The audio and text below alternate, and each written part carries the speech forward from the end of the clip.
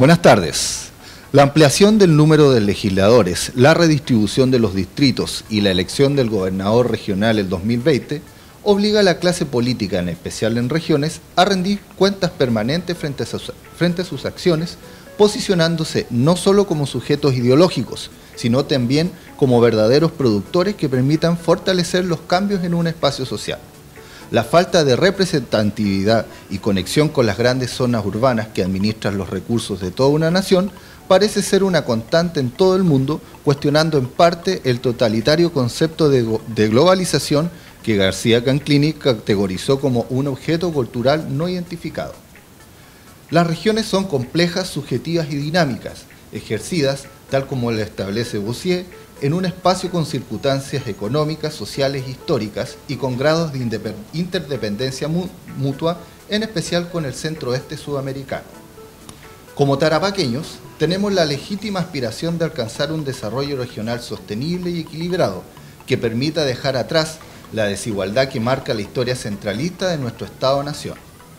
Este anhelo tiene asidero en gran parte de la sociedad civil local, quienes identifican como uno de los principales problemas el agobio centralista y la desvinculación entre el interés general regional y la toma de decisiones que al final del día se resuelve en oficinas a casi 2.000 kilómetros del territorio. Buenas tardes, esto es En el Astoreca. Muy buenas tardes a todos los panelistas, agradecerles por estar con nosotros acá en el Centro de Extensión Cultural del Palacio Astoreca de la Universidad Arturo Prat, para en esta ocasión hablar sobre el desarrollo regional y la descentralización, ¿ya? Para eso estamos con don Héctor Varas, él es economista, y dentro de sus estudios se cuenta un máster en Comercio Internacional en la Universidad Católica de Cuyo y un magíster en Estudios Internacionales en la Universidad de Chile. Buenas tardes, don Héctor. Buenas tardes, Alejandro. Aquí estamos con Alberto Martínez, que es decano de la Facultad de Ingeniería y Arquitectura, que cuenta con estudios de una maestría, un MBA en el Instituto IED de España y un magíster en Dirección y Organización de Empresas con una mención en Negocios Internacionales de la Universidad de Lleida. Así es. Y que además es presidente del Consejo Regional del Gobierno Regional de Tarapacá. Así que un gusto estar con ustedes. Muchas gracias, Alejandro. Un placer estar aquí con todos ustedes para conversar sobre lo que es nuestra región y su futuro.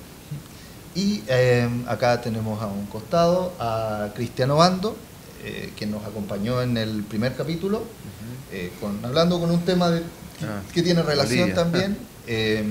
Él es politólogo, cientista político, investigador de la Universidad del Instituto de Estudios Internacionales de la Universidad Arturo Prat y tiene un doctorado en Relaciones Internacionales en la Universidad del País Vasco.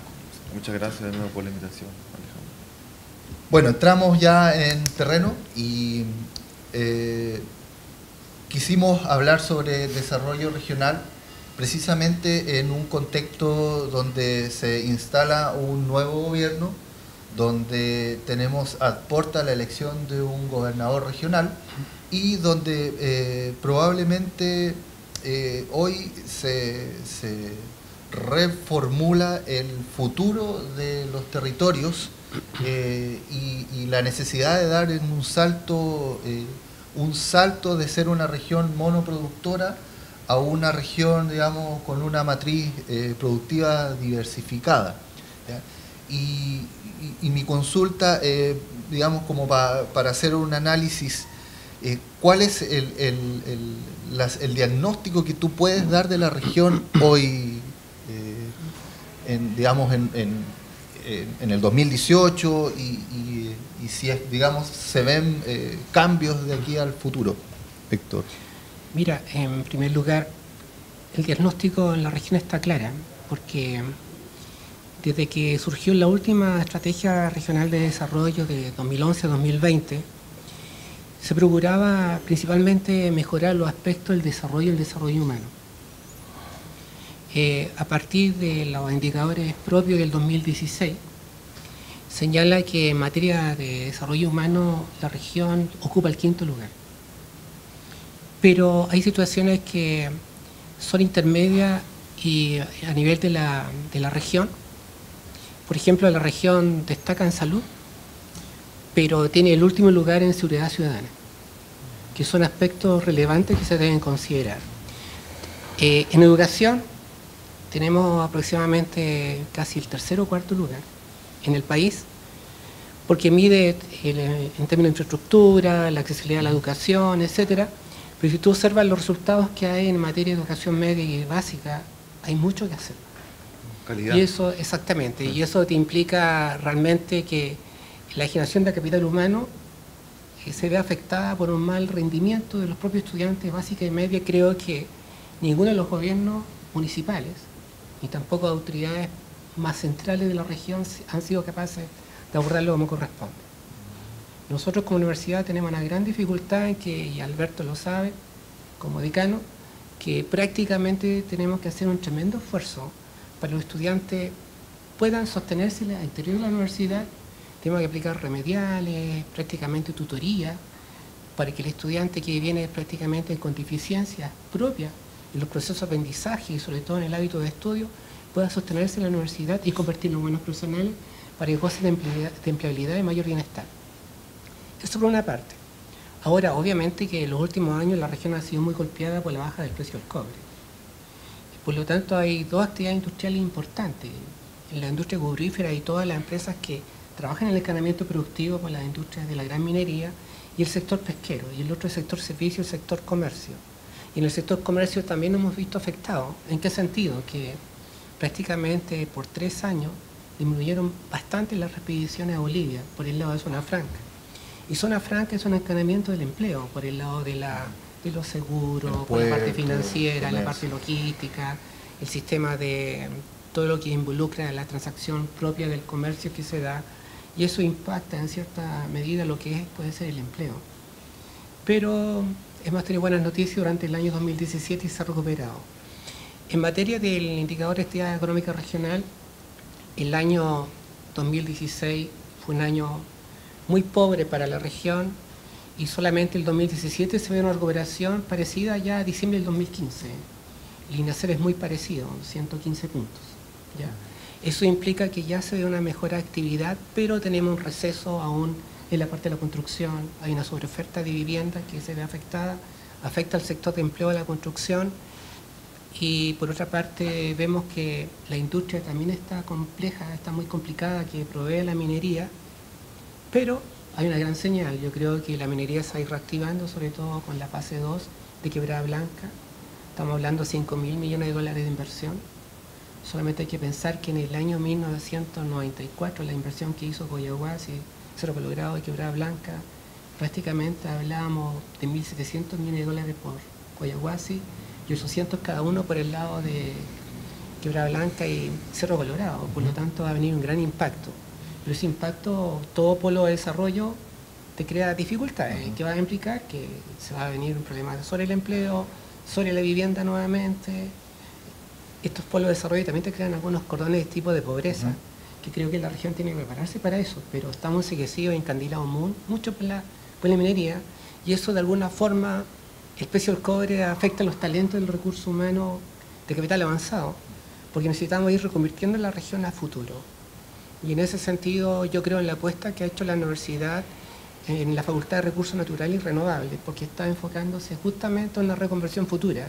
La gran inversión que hace la universidad en esta facultad, junto a la Facultad de Ingeniería y otras más, va a permitir que esto se vaya reconvirtiendo. Creo que es el gran reto de la Universidad Arturo Prat como organismo público de educación superior. Sí. Ahora, Cristian,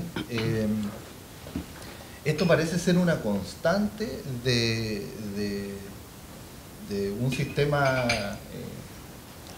digamos, internacional, ¿ya? Donde las zonas extremas son apreciadas, digamos, más por digamos, su valor extractivista que por digamos, por ser un territorio propio del país. No sé si comparte esa opinión o si tienes otro diagnóstico. Sí, sí, bueno, o sea, normalmente en América Latina las regiones extremas, las zonas fronterizas, las denominadas fronteras interiores, estos vastos territorios que están muy lejos del Estado, tienden a ser apreciadas por su condición de producción de minerales, por ejemplo, ¿no? Imagina la Amazonía, el caucho, y así estos vastos territorios son considerados más bien como el dorado, ¿no? Entonces, de alguna manera eso ha impactado, creo, históricamente la forma de entender el desarrollo de esta región, ¿no? De esta región extrema, ¿no? Vemos, no sé si te acuerdas, la semana pasada hubo una columna de opinión respecto al despoblamiento de la Arica Parinacota, ¿no? De la parte más hacia la cordillera, ¿no? Que es una realidad más extrema acá en la región. Una realidad que tiene 30 años, no solo el despoblamiento de las zonas interiores de la región. Entonces ahí, por ejemplo, ahí uno piensa cuándo hay una preocupación real, una política pública sistemática para comprender este fenómeno de las regiones extremas, ¿no? Tenemos el CIDES, ¿no? La Comisión Interministerial para el Desarrollo de Zonas Extremas, pero han sido políticas que no han tenido efecto. O sea, por ejemplo, mucho en Arica sobre todo, ¿no? Financiamiento de obras públicas, pues de manera desperdigada, ¿no? No hay una política así para orientar el desarrollo de estos territorios, y sobre todo en su parte más andina, ¿no? Que son zonas catalogadas por la DIFROL y por la SUBDERE como fronteras críticas, fronteras interiores, zonas extremas, es decir, vastos territorios amplios, con escasa población, con índices de desarrollo menores que la zona urbana. O sea, ahí, por ejemplo, la universidad ha sido interesante, ¿no? El tema de la agricultura en el desierto, ¿no? Que ha sido una interesante vinculación para fortalecer el desarrollo, y además considerando que es un convenio con la Universidad de Oruro, ¿no? Entonces hay como, esa es una postura para entender el desarrollo regional de una perspectiva que no considera el centro, ¿no? Es decir, ver estas macroregiones que tienen una expresión al lado de la frontera, ¿no? Evidentemente es un tema delicado, ¿no? Por todo lo que ha pasado con Bolivia, qué sé yo. Pero es interesante porque, por ejemplo, en el último libro blanco de la Defensa Nacional, en el capítulo Regiones Extremas, efectivamente plantean la integración transfronteriza como una posibilidad para el desarrollo de estas regiones alicaídas, ¿no? Entonces eso ha sido interesante, ¿no? Yo creo que eso es importante destacar, pensando en que las competencias que va a tener el próximo gobernador regional, si no me equivoco, va a tener, de alguna manera va a tener capacidad de coordinar temas como fomento productivo, turismo. Entonces ahí uno puede pensar en una política hacia estos sectores, ¿no? Hacia como tú dices, ¿no? Estas regiones espoleadas, ¿no? Alberto, uniendo las dos ideas, ¿es posible que en algún momento, como gobierno regional de Tarapacá, se pueda establecer una idea de generar macroregiones? Porque, digamos, se aprecia que existe como una competencia entre Antofagasta, Tarapacá, digamos, hay un liderazgo centralizado desde hace muchas décadas, municipal, que lo que busca, digamos, es mirar a Iquique como el centro, pero en un mundo globalizado sabemos que Iquique, digamos, no da el abasto como o sus puertos no dan abasto como para recibir una carga brasileña, argentina. ¿Existe una idea de mirar a Tarapacá como un espacio, digamos, como una unidad subregional? Mira, a ver, yo creo que este desarrollo futuro de la región y del país guarda relación con dos temáticas que tenemos que abordar y tener conciencia. Aquí el aporte lo tienen que hacer tanto los privados como el espacio público. Desde el punto de vista privado, el empresariado tiene que ser capaz de salir un poco, entre comillas, de esas zonas donde tienen una actitud un poco conservadora respecto a los negocios que se hacen, ¿cierto? Es muy interesante vender commodities, ¿ya? Pero cómo tú asumes un riesgo de poder generar mayor valor a lo que nosotros estamos, ¿cierto? Como lo decía acá Cristian, estamos explotando los recursos naturales que hay en esta región y en otras regiones. Entonces, bueno, hay estudios respecto a cómo el empresariado en Chile se ha movido desde el punto de vista de tener ciertos negocios que son tradicionales o clásicos, ¿ya? Entonces hay que ser quizá un poco más arriesgado, y ahí, bueno, es interesante poder tener esa competitividad, ese aporte desde el punto de vista del empresariado en nuestro país, ¿ya? No solo en nuestra región, sino que no solamente vender el producto, el cobre tal cual como se saca y después nosotros lo compramos procesado en otros países, o cómo quizás invertir y poder generar ese cambio anhelado, eso por un lado. Y desde otra perspectiva, desde el punto de vista público, es indudable que debemos dar señales potentes respecto a la descentralización real. Nosotros acá como región, si bien es cierto el gobierno regional es capaz de tomar decisiones respecto a una cifra que bordea los 35.000, 40.000 millones de pesos al año, ¿cierto? Pero eso apenas significa el 10% de lo que se gasta en la región. O sea, el otro 90%, si es que no es más, se decide por fondos sectoriales, que en el fondo se deciden en Santiago, ¿ya? La figura del intendente también es un representante del presidente, que en la historia, bueno, recién está asumiendo un gobierno nuevo, no sabemos cómo va a ser ahora, pero en la historia siempre se ha criticado de que en el fondo el intendente es una figura que de alguna otra manera, si bien es cierto, representa al presidente, pero tiene mucho que ver con el senador electo de gobierno, quien de alguna otra manera define la autoridad. Mito, verdad, no lo sé, pero es la sensación que tiene la comunidad. Entonces, cuando nosotros decimos que se van a elegir los gobernadores regionales, ahí va a haber un cambio que, si es bien llevado, efectivamente pudiésemos tener un mayor poder en la región, porque ya no va a estar de acuerdo a los avatares políticos que pudiesen suceder, sino que efectivamente va a ser una figura electa por la gente y va a ser quien va a gobernar la región, pensando en esa mirada de cómo tú lo dices, ser un polo efectivamente de desarrollo. Ahora, en estos primeros días de gobierno, desde mi perspectiva, creo que hay señales potentes de querer trabajar en conjunto, de todos los sectores, de todo el arco iris, de todo el espectro. Existe esa predisposición de independiente del asiento que estemos ocupando. Es importante que tratemos de trabajar por la región, y eso yo creo que es valorable y puede generar algún tipo de cambio respecto a cómo nosotros vamos a posicionar en la región. Hay muchos desafíos, como Héctor lo plantea, desde la barrida de los sectores que aportan a la economía de la región. También hay señales que debemos ir pensando no solamente en lo clásico, también nosotros como región tenemos que atrevernos a ese cambio. Hoy en día hay señales de cómo ponemos en valor la agricultura, ¿cierto?, dentro de la estrategia regional. El tema del mar, el tema de la acuicultura, el tema de la biomasa. Nosotros somos una región potente a nivel mundial desde el punto de vista de la energía. Eso a nosotros tiene que ser un sello diferenciador desde el punto de vista de la competitividad de la región. Yo tengo un dilema ético con respecto a la elección del gobernador regional. ¿Ya? Bueno, sus atribuciones son limitadas hoy. Pero quizás nosotros también podríamos recoger las experiencias de lugares como precisamente el País Vasco, donde tienen una autonomía, y mi dilema es necesario, digamos, no es un riesgo, digamos, abrir popularmente la elección de un gobernador regional, considerando que nuestra región tiene un problema en su élite política. O sea, tú has sido testigo de las discusiones viscerales que se dan en el Consejo Regional sin mucho argumento. Entonces, digamos, ¿a quién vamos a dejar a cargo del gobierno regional?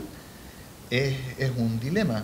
Yo creo que, claro, va a ir avanzando de acuerdo a cómo se mejora la calidad de la política en la región, pero va a tener un comienzo. ¿Qué opinas tú, Héctor? Mira, yo creo que la figura del gobernador regional, de mi perspectiva analítica, si no hay desconcentración de recursos, es un cargo político más.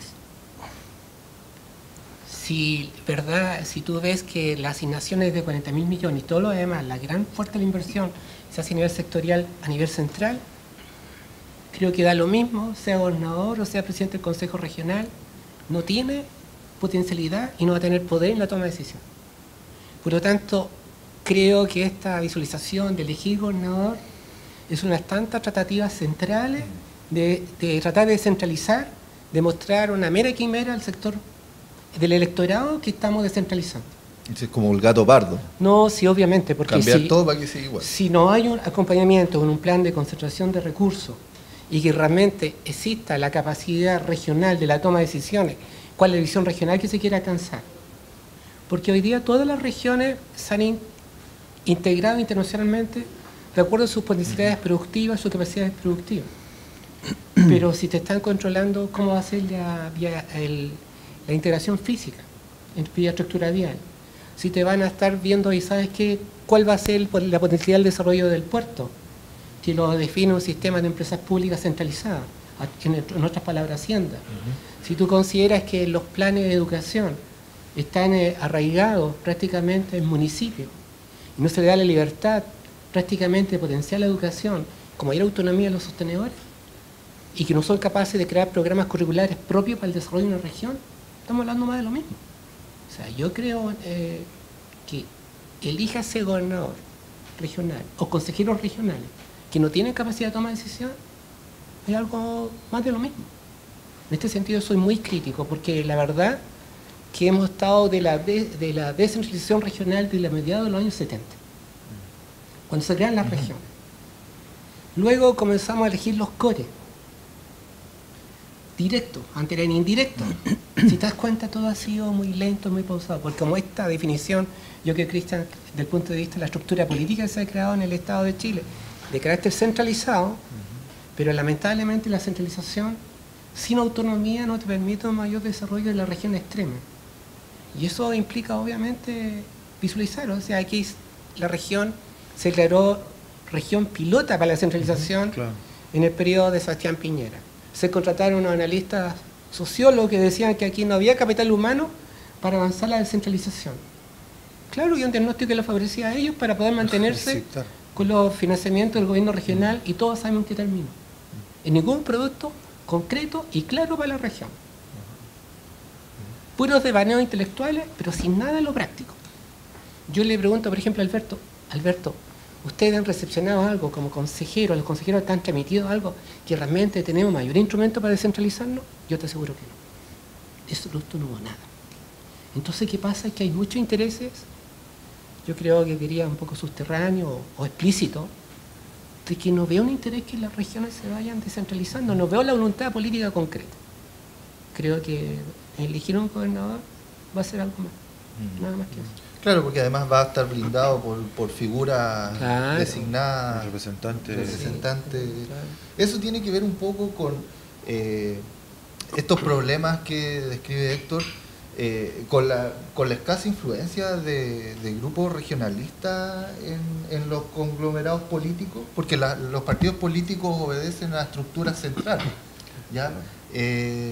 Y no se ve mucha influencia de representantes regionales que tengan un poder decisorio. Bueno, hay un tema que comparto, y yo creo que todos los compartimos acá en la mesa, desde el punto de vista que si no hay descentralización en cuanto a la asignación de recursos, obviamente es compleja la situación.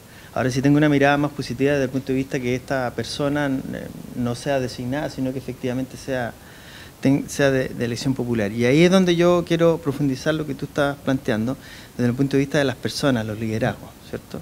Creo que nosotros como tarapaqueños debiésemos asumir ciertos riesgos, salir de nuestra zona de confort. Yo creo que aquí en la región hay gente muy capaz, muy talentosa, ¿cierto? Pero lamentablemente la política se ha desprestigiado mucho. Entonces, atreverse a dar ese paso de incursionar en temas políticos es complejo, porque en el fondo en los últimos años todos hemos visto cómo la política de alguna otra manera ha dado malos ejemplos de cómo se puede llevar a un país. Entonces, en la medida que gente talentosa dentro de nuestra región o con capacidades para liderarse se atrevan a involucrarse en estos temas, pudiésemos efectivamente generar los liderazgos que permitan generar esos puentes y no esos muros, como yo siempre lo digo, que en definitiva terminan estancando las organizaciones y terminan estancando las ciudades y las regiones. Si tú construyes muros, obviamente vas a trabajar solo y no vas a poder avanzar. Si en la medida que tú construyes puentes y puedes efectivamente llamar a sentarte a la mesa y conversar con gente que tiene una mirada política totalmente distinta a la tuya, pero donde tú primero priorizas las personas y el futuro de la región, efectivamente tú pudieses generar una mirada más positiva del futuro. Por ejemplo, el Consejo Regional. Como yo les decía recientemente, nosotros manejamos aproximadamente el 10% del presupuesto y se ha dado una temática constante de que los sectores además van a sacar recursos del Fondo Nacional de Desarrollo Regional. Entonces el otro día conversábamos, éramos como 10 consejeros que estábamos en reunión con el intendente y conversábamos, bueno, ¿cómo no invertimos esto? O sea, ¿cómo nosotros somos capaces con ese 10% sacar fondos de lo sectorial? O sea, invertir la lógica que se ha llevado históricamente en nuestra región y cómo hacemos crecer esos 40.000 millones a otros recursos que van aportando los sectores, no al revés. Hoy en día los sectores nos piden recursos a nosotros deberíamos llevar la delantera. Y eso obviamente, si tú estás cada uno en tu trinchera, no va a poder llegar a puerto. Pero si tú de alguna otra manera das una mirada estratégica, ¿ya? Yo creo mucho en los planes estratégicos, si tú das una mirada estratégica de la región y pones de acuerdo a todos los actores políticos, pudiésemos tener otra mirada. Pero es clave obviamente que este nuevo cambio conlleva efectivamente que tengas un poder sobre los recursos que se están invirtiendo en la región. Ahora, Cristian,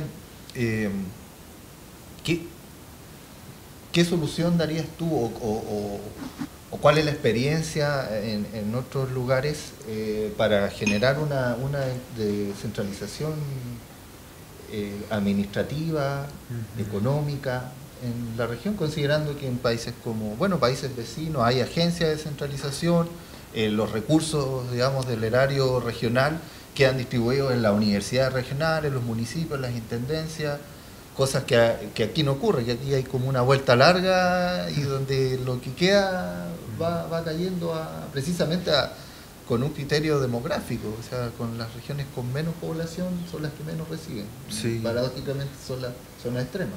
Sí, yo creo que es algo que yo estaba buscando información respecto a cuáles son las competencias de estas nuevas autoridades, muy genérico, ¿no? Por ejemplo, decía una que interesante, dice someter al Consejo Regional estrategias y proyectos de planes regionales de desarrollo y sus modificaciones, pero ¿en qué materia? O sea, ¿va a pasar algo con Cernatur, con Cercotec, fomento productivo? O sea, esa es mi inquietud, no se sabe cuáles van a ser estas áreas prioritarias donde también dice supervigilar, según corresponda, los servicios públicos que dependen o se relacionen con el gobierno regional. Porque también el gobernador, la autoridad designada, tiene esta misma función. Pero entonces, ¿en qué servicio? ¿Va a tener alguna supervigilancia sobre Cernatur, sobre Cercotec, fomento productivo? Ahí yo creo que está que esas cosas si no me equivoco, no se han definido, ¿no? No sé qué opinan ustedes. No hay claridad respecto a dónde se va a poder proyectar una estrategia, en qué ámbito, lo que hablaba anteriormente, ¿no? Sobre que esta es una región particular, una región extrema, que ha tenido sendas comisiones para equilibrar, ¿cierto?, estos desequilibrios territoriales. Va a tener ámbito de la autoridad regional en poder definir, por ejemplo, el desarrollo productivo de las comunas rurales. Va a tener competencia. Entonces ahí yo no tengo claridad, no sé si ustedes saben dónde se va a poner prioridad, o sea, dónde se va a poder de alguna manera hacer, en qué ámbitos se puede hacer una estrategia. Y ahí yo creo que no hay claridad, ¿no? Estamos con Cristian Obando, investigador del INTE, y les parece que nos demos una pausa y a la vuelta conversamos sobre lo que plantea Cristian. Estamos acá en el programa en el Astoreca, que transmite la radio UNAP 101.9 y que además se transmite por el canal YouTube de la Universidad Arturo Prat. Esto es una producción de la Dirección de Vinculación y Relaciones Institucionales de nuestra universidad. Vamos a una pausa y regresamos.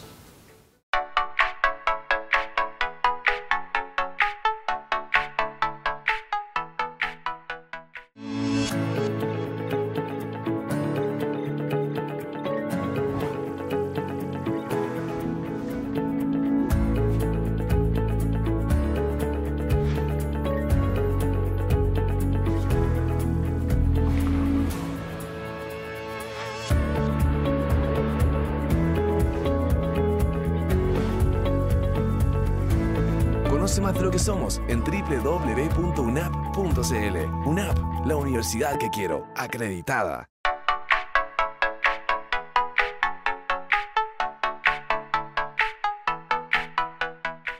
Seguimos acá transmitiendo en el Palacio Astoreca, en el programa En la Astoreca, por Radio UNAP 101.9 y por el canal de YouTube de la Universidad Arturo Prat. Estamos con Héctor Varas, economista de la Universidad Arturo Prat, con Alberto Martínez, que es decano de la Facultad de Ingeniería y Arquitectura y además es presidente del Consejo Regional del Gobierno Regional de Tarapacá, y con el investigador del Instituto de Estudios Internacionales, Cristian Obando, quien antes de la pausa dejaba abierta una pregunta digamos, a los panelistas, que el cuestionar, digamos, el rol que cumplirá esta figura de gobernador regional, que hasta ahora sabemos que, digamos, tiene un espacio limitado, medio acotado, limitado, poco ambiguo, un poco difuso, ¿cierto? Claro. Y si efectivamente su rol permitirá que la región pueda insertarse internacionalmente, que en el fondo yo creo que nosotros concordamos en que el desarrollo de la región está en el centro-este sudamericano, en el Asia-Pacífico. Entonces, me gustaría, digamos, si podemos comentar sobre la figura del gobernador regional y si sus roles, digamos, son competentes a las necesidades. Bueno, lo que yo te puedo decir es que, como lo dijo Héctor hace un momento, hay bastante crítica respecto a esto, si va a ser efectivamente, e incluso han habido calificaciones un poco fuertes respecto a la verdadera rol que van a jugar estos gobernadores en frente al delegado presidencial que también va a existir, ¿cierto? Lo que hasta el momento, bueno, lo que nosotros hemos estado viendo, recuerda que 8 de los consejeros regionales somos nuevos, ¿ya? Van a haber capacitaciones el próximo mes respecto a diferentes temáticas. Dentro de aquello va a estar esta temática del gobernador, que lo que nosotros entendemos que va a tener la potestad de generar ciertas políticas, proyectos y programas que vayan en el desarrollo de la región, pero cómo se va a compatibilizar con la figura del delegado presidencial es donde efectivamente todavía creo que hay varias cosas que se tienen que definir. Así que de alguna otra manera hay preocupación respecto a esto que se nos viene ya menos de 3 años, que se nos viene encima. Ahora, creo que en Chile hay como un desarrollo político que yo lo asumo como una municipalización de la política, donde las competencias de las autoridades están siempre, digamos, ceñidas al incentivo de estímulo. Entonces se desenfoca un poco el rol que tiene un gobernador regional, que es de generar políticas públicas a largo plazo. Y precisamente en este periodo donde vamos a tener un intendente por 2 años, donde probablemente sea candidato o va a tener candidatos, digamos, a sus costados, se va a desenfocar más, yo creo, un poco el desarrollo a largo plazo, uniendo un poco lo que decía Cristian. Yo creo que el tema de largo y corto plazo tiene, a su vez, esta competencia se da desde el punto de vista electoral, entre quienes van a ser las opciones de ser gobernador. Obviamente el gobierno actual va a tratar de colocar su principal figura política regional para alcanzar a ser gobernador. Y creo que también los otros partidos que ya se han dado la posición de hacer una configuración de ingeniería política, cuál sería el mejor resultado. Pero lamentablemente el periodo de gobierno de 4 años, ya sea de consejero regional o del ejecutivo, incluso los municipalizados, te conlleva a que realmente no se visualice la región a largo plazo, porque ellos tienen que lograr activos políticos dentro de los 4 años para el electorado. Y realmente se satisfacen muchas necesidades de corto plazo que pueden ser muy meritorias, pero lamentablemente se pierde la visión a largo plazo. Desde el punto de vista estratégico de la estrategia regional de desarrollo, el hecho que se haya planteado 2011 al 2020, pero con todo lo que pasó con el precio del cobre, debería haberse replanteado la estrategia. No obstante, no hubo ninguna gestión de decir, ¿sabes qué? Trabajemos la estrategia 2012 a 2021, 2013 a 2022, que sería lo responsable desde el punto de vista político para todo el electorado. Pero también a mí me llama mucho la atención que la accountability, la rendición de cuentas públicas, son meras figuras políticas, cuando las estrategias propias tienen sus propios indicadores si lo lograron o no lo lograron. ¿Y qué tienen que hacer para lograrlo? ¿Cuál es la brecha que quedó? Esa revisión o autorrevisión, esa autogestión, sería bueno que se transparentara y lo conociera todo el electorado, para que el electorado esté mucho más educado a saber qué autoridad tiene que elegir. Porque si el electorado no tiene información, elige sobre la mística de un personaje que se quiere vender vía marketing político. Pero no está en la racionalidad del electorado, o sea, que voy a votar por esta persona porque me asegura que va, por ejemplo, a mejorar la educación, o porque va a crear mejor encanamiento productivo, o porque tiene las competencias para internalizar la región como corresponde. Esos componentes no están en el electorado, no se habla sobre eso. Y escasamente a veces se habla de un programa. Por lo tanto, yo creo que aquí se requiere poco a poco que la democracia vaya madurando y vaya autoinstruyéndose qué es lo que implica votar por X candidato, Y o Z. Y cuáles son sus competencias y sus capacidades. Y como decía un poco Alberto antes, la capacidad de liderazgo de hacer esta alianza entre recursos, que a mí me parece muy importante, entre recursos propios que puede tener una región con los fondos sectoriales, de tal manera que se potencien, que haya sinergia en la inversión en la región.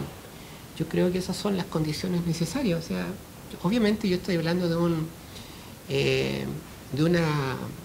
un óptimo teórico. Pero si nos fijamos en ese óptimo teórico, podríamos poco a poco ir avanzando en la praxis de lo que podría ser una buena política. Sobre todo buenas políticas públicas. Sí. Perdón. Sí, adelante. Sí, bueno, es importante lo que planteas tú, Alejandro y Héctor, desde el punto de vista de la planificación. Es un tema que a mí en lo particular me apasiona mucho y doy fe de que bien llevada en una planificación estratégica efectivamente puede generar cambios notables. Las empresas privadas utilizan mucho esto, como decía Héctor, que tú defines estrategias, pero en definitiva eso van asociados a objetivos y esos objetivos van asociados a indicadores. Y tú vas midiendo si efectivamente vas cumpliendo o no vas cumpliendo aquellos indicadores que tú te definiste. En el mundo universitario también, en los últimos años para nosotros ha sido bastante fuerte el poder involucrar a todas las unidades académicas en lo que son los planes estratégicos, que se ha reflejado en la acreditación de las instituciones y la acreditación de las carreras, donde tú defines un plan, defines un diagnóstico y ese diagnóstico te define objetivos, indicadores y los pares acreditadores. Cuando te vienen a medir efectivamente lo que decía Héctor, te van midiendo si avanzaste o no avanzaste en los indicadores que tú mismo definiste. Por lo tanto, la construcción de una estrategia de desarrollo regional tiene que ser participativa con todos los actores. Y cada vez que tú vas a pedir fondos o recursos de la región, todos saben que tienen que estar alineados a la estrategia de desarrollo regional. Por eso el otro día el Ceremi de Agricultura plantea, es necesario que en la estrategia de desarrollo regional se le dé sumamente mucha relevancia al tema de la agricultura. Porque claro, si no existe, los proyectos difícilmente se van a alinear a esa temática, ¿no? Y por lo tanto es sumamente relevante que esa construcción del plan de desarrollo estratégico regional sea participativo y sea nuestra carta de navegación de verdad. No un documento que esté archivado y que digamos, sí tenemos estrategia, pero en realidad solamente buscamos dentro de un proyecto cómo alineamos o encasillamos dentro de una política o alineamiento que se define en algún momento dado, sino que tiene que ser un plan estratégico vivo, un plan estratégico no estático, sino que tiene que estar monitoreando lo que está sucediendo en el mundo y en la región y se tiene que ir actualizando. Yo creo que eso es sumamente relevante para poder tener una región madura, seria y que efectivamente se está midiendo con lo que está sucediendo tanto a nivel país como a nivel internacional. Parece un trabajo quimérico porque tenemos una baja formación política en Chile, un desarraigo de partidos, o sea, de la ciudadanía con los partidos, con la política, y además una baja participación de la sociedad civil en agrupaciones. Entonces, ¿cómo podemos lograr que la ciudadanía se vincule y se apropie, digamos, del desarrollo regional? ¿Qué opinas tú? Es complejo, ¿no? Es complejo, ¿no? Porque como decía el profesor, el tema de rendición de cuentas en Chile no es una práctica dentro de la cultura política nacional. Entonces yo creo que, no sé, muy complejo porque uno dice desde el punto de vista académico, intentar fomentar, ¿no?, la participación política, pero uno ve una región donde no hay liderazgo, ¿no? El campo ha sido colmado por liderazgos tradicionales, ¿no? Todos los conocemos, y de ahí nos han generado, por ejemplo, unos políticos tales como Vlado Milosevic en la región y casualmente en el otro extremo, ¿no? El Daniel Boric, ¿no? Entonces, ¿por qué esta región, que también es extrema, por qué no generar los liderazgos que sí se pudo hacer en Punta Arenas y en Arica? Entonces, llama la atención, ¿no? Da la impresión que es un tema de esta región en particular, ¿no? Es relevante lo que plantea el colega respecto a los liderazgos.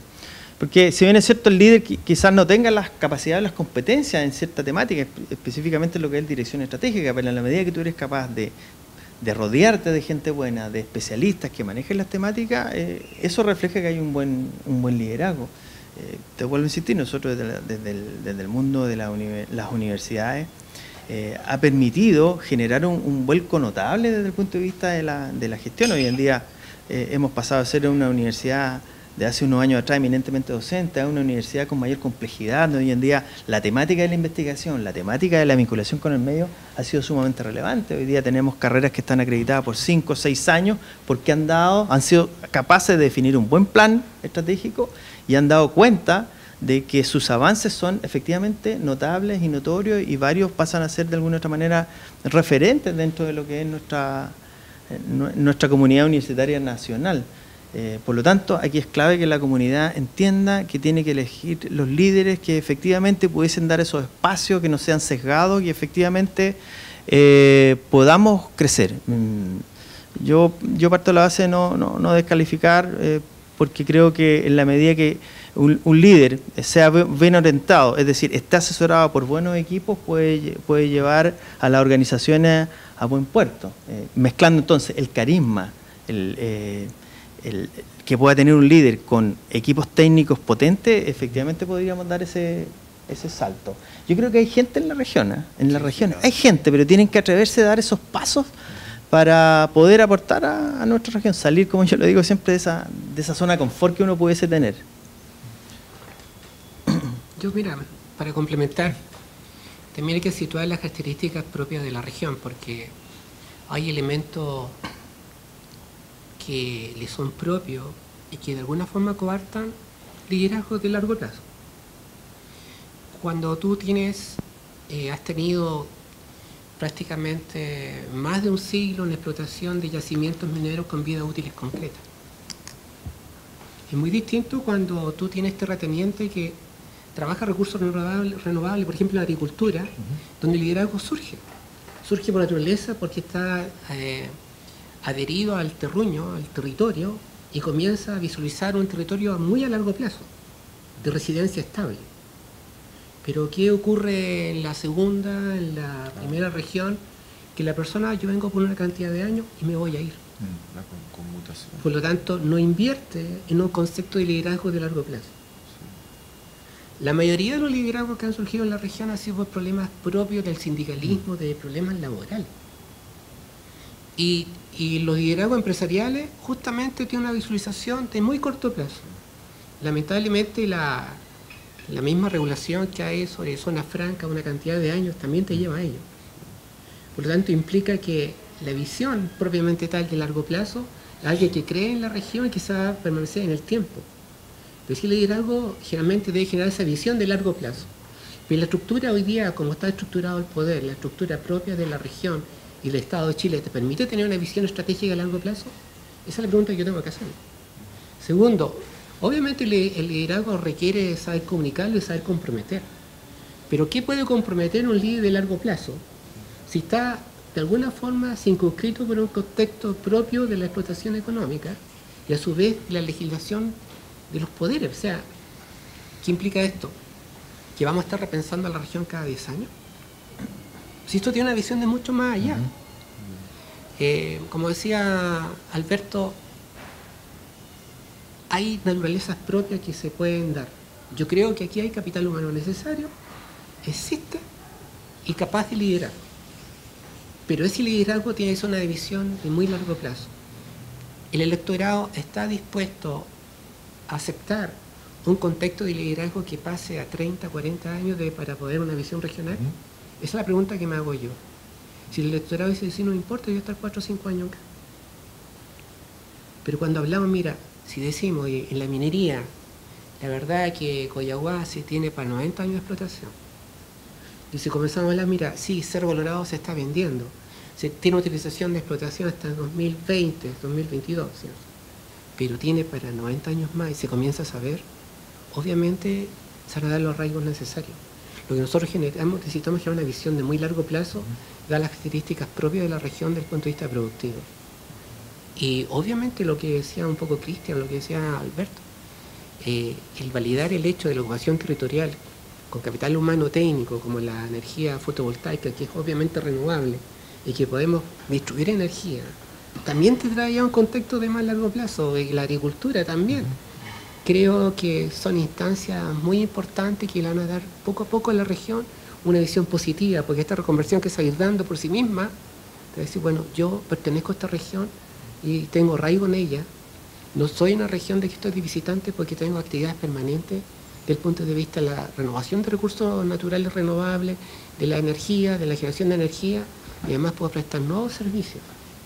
Yo apuesto mucho a la calidad de los profesionales que nosotros estamos generando desde el punto de vista de la informática y la electrónica en crear inteligencia artificial. Y creo que eso va a arraigar muchas personas en este sector.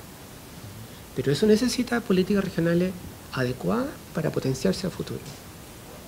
¿Qué podría hacer? Mira, imagínate soñar que en Zona Franca pudiéramos producir material poco de robótica y que sea con franquicia y que pudiera de alguna forma realmente transferir al cono central de Sudamérica, o por qué no importar o invertir en inteligencia al resto de América Latina, si el know-how está, existe. Nosotros lo hemos probado en la universidad y sé que está.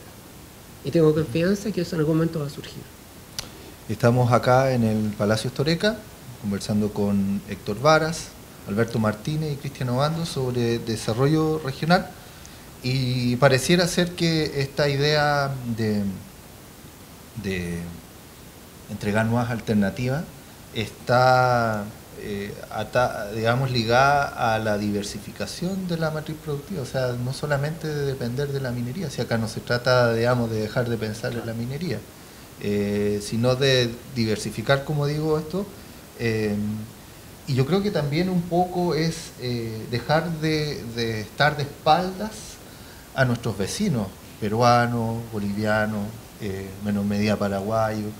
Y eso también pasa por las atribuciones que también tenga un gobernador regional para como dice Noé Cornago, que el Estado no sea el único actor válido para ejercer procesos diplomáticos. No sé, ¿qué opinas tú, Cristian Obando? Sí, bueno, es un tema bien complejo. O sea, si hablamos del arraigo, o sea, que me quedo dando vuelta a esa idea muy interesante, ¿no? O sea, cómo generar arraigo en la región.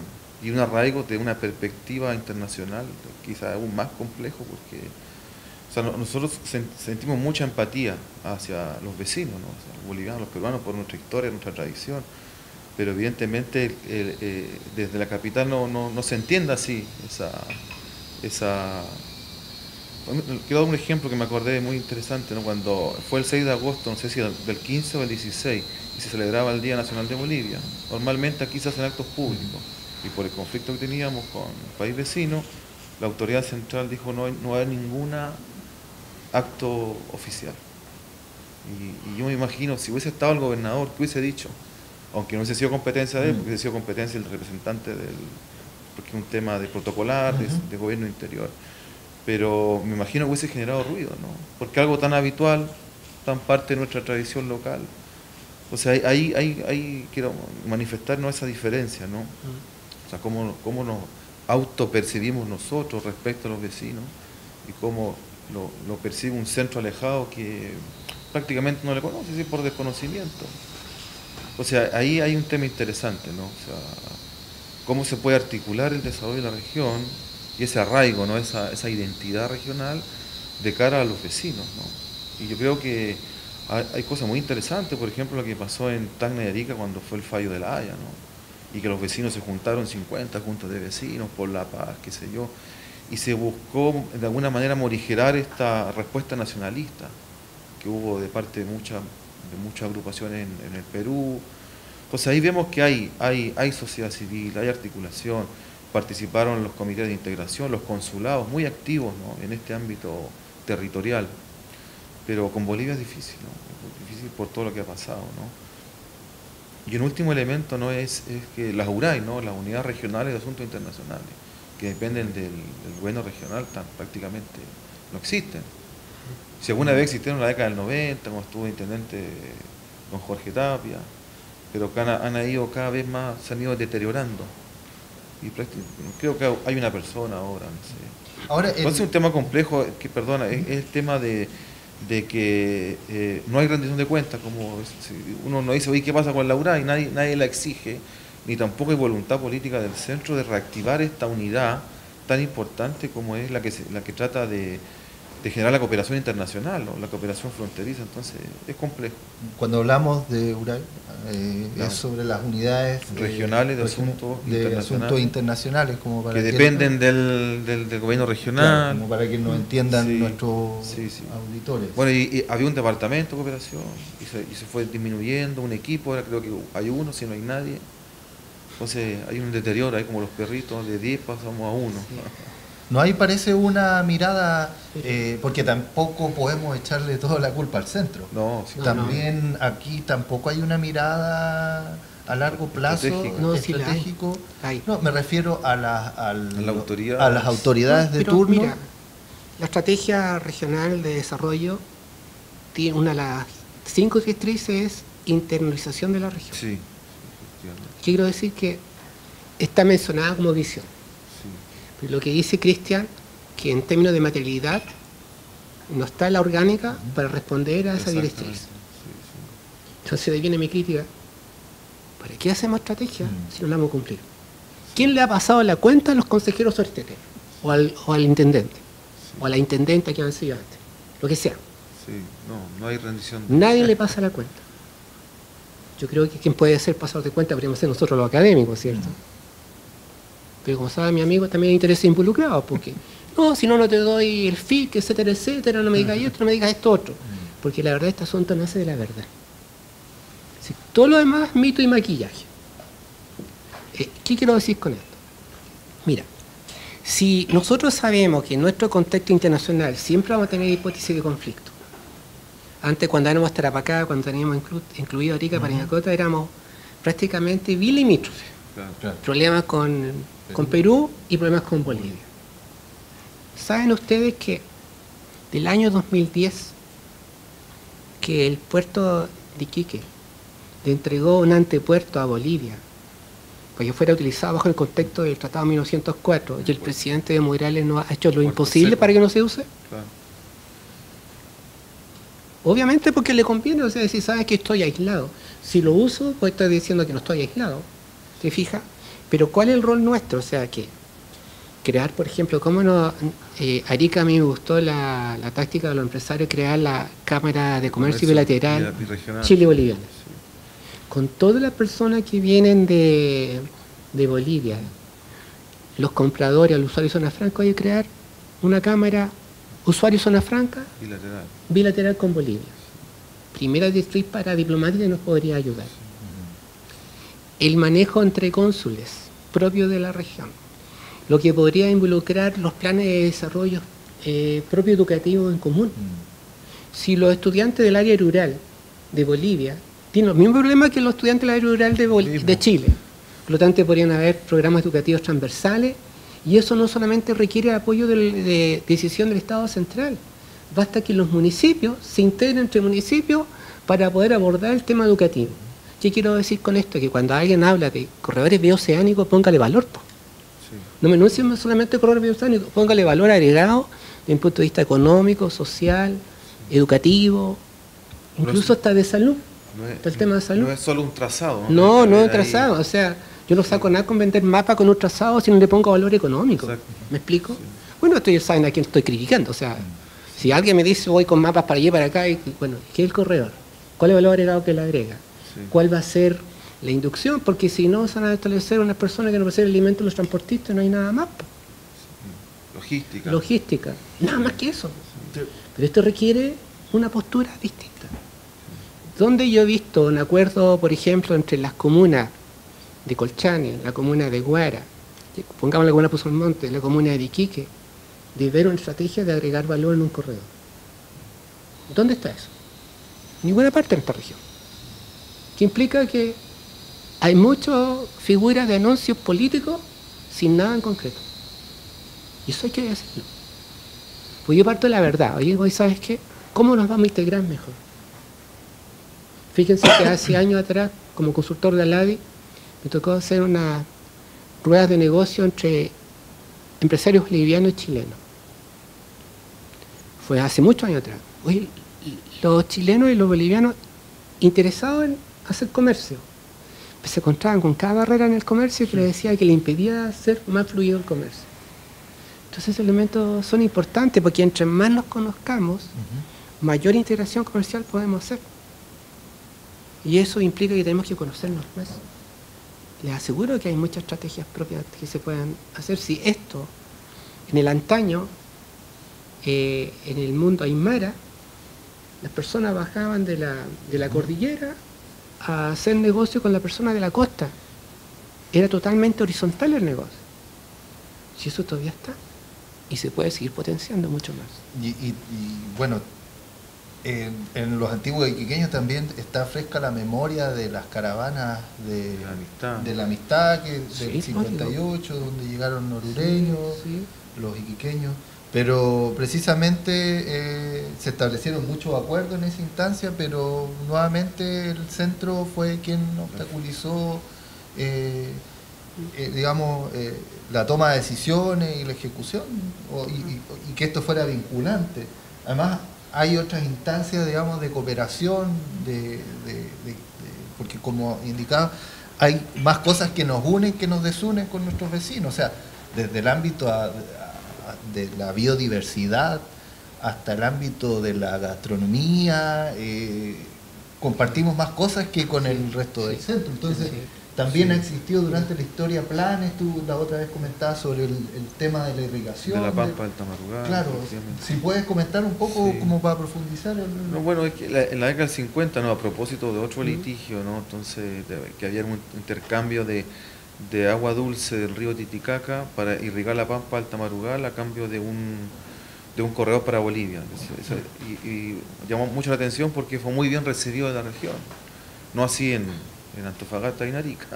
Pero aquí la agrupación esta, ¿cómo se me dio el nombre, ¿no? Esta agrupación de la sociedad civil para el progreso de Tarapacá, ¿no? Los prohombres de la región, qué sé yo, estaban todos felices con esto. Duró 2 meses después hasta Santiago.